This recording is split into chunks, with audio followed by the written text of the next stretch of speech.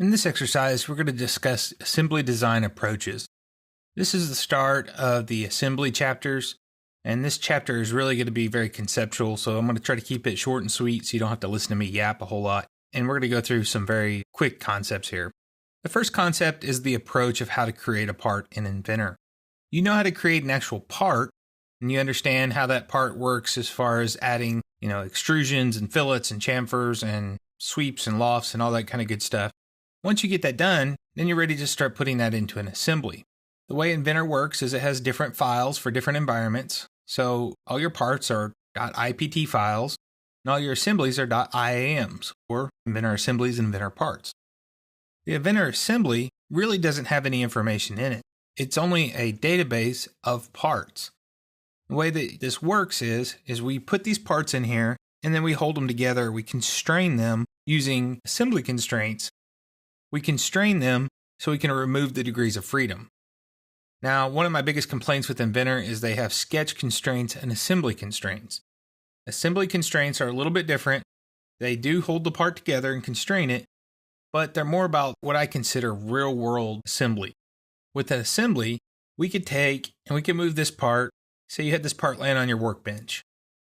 You can grab this hydraulic reservoir and move it around. If you don't have this lid and gasket and screws attached to this assembly, when you move it, this stuff would just move off all willy-nilly on its own. But you notice that that moves with the assembly. And the reason is because we've used constraints to lock this thing down. So I can see here I've used the insert constraint to lock this bolt into this lid, and the lid's locked to the gasket, and the gasket's locked to the part. So what that means in real life is if you were to bolt this down, and you were to drop kick this thing across your garage, more than likely this lid's not going to come off. You're going to break the part before this lid just falls off. Same with Inventor. We're locking this down. Inventor doesn't care where the part is, it just understands that this gasket's attached to the base, and then the lid's attached to the gasket, and the bolts are attached to the lid. So this is a very real-world type of how Inventor works and how it locks everything together.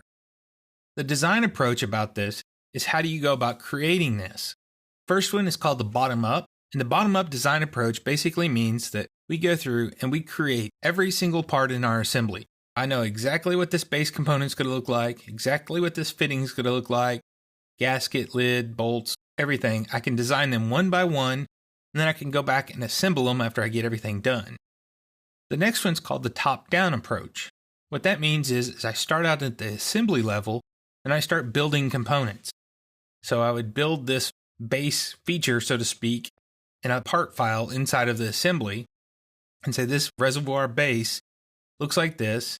And then I say it looks like this, so the gasket needs to look like this, the lid needs to look like this, and these screws need to look like this hole that's in this, fittings need to look like this shaft. And I manually go through and I create everything in the context of the assembly.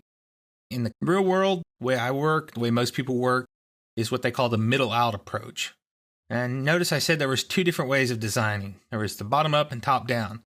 Well, the middle out is exactly what it says. It's kind of the best of both of them. It means you start out with several known components. We would start out with this base. We'd maybe add in these fittings and screws from a library. You have the content center where you can place these in. They're already created for you. But things like this gasket, well, it's going to be custom fitted to this base. So we could create it in the assembly and reference the shape of this base so that if I turn this off so you can see it, this gasket is exactly the same size and shape as the top of this base reservoir. Turn the lid back on, then we build the lid based on the gasket. And what that means is it's going to reference each other so that if this thing ever grows and gets longer, the gasket and the lid will go with it. But at the same time, I didn't have to know exactly what every single part looked like, nor did I have to create every single part. So I can use this mixed bag and reuse fittings from designs I've already done. Maybe I designed something very similar to this last time. It's just a different size. Last time it was 1 inch. This one's only going to be 3/4. So I can reuse components. I can use library components. And then I can create things that I know are going to be unique. If I had some kind of temperature gauge or pressure gauge that was going to be completely outside of this, that had nothing to do with how this looks, it was just going to be a threaded gauge that screws into the side, I could create that as a separate part or subassembly without having to know what this looks like. So you can create these different components in different groupings and then put them together. So that's kind of the middle out approach to designing with Inventor. There's no right or wrong way. Most of the time I tell people to start with the bottom up, start designing as much as you can. And whenever you don't know answers, then that's when you start with the middle out. So we start designing the knowns. We get all the absolute knowns done. Anything that's going to have to rely on information from other parts, and we start creating it in the context of the assembly. So go around, you can think about how that works.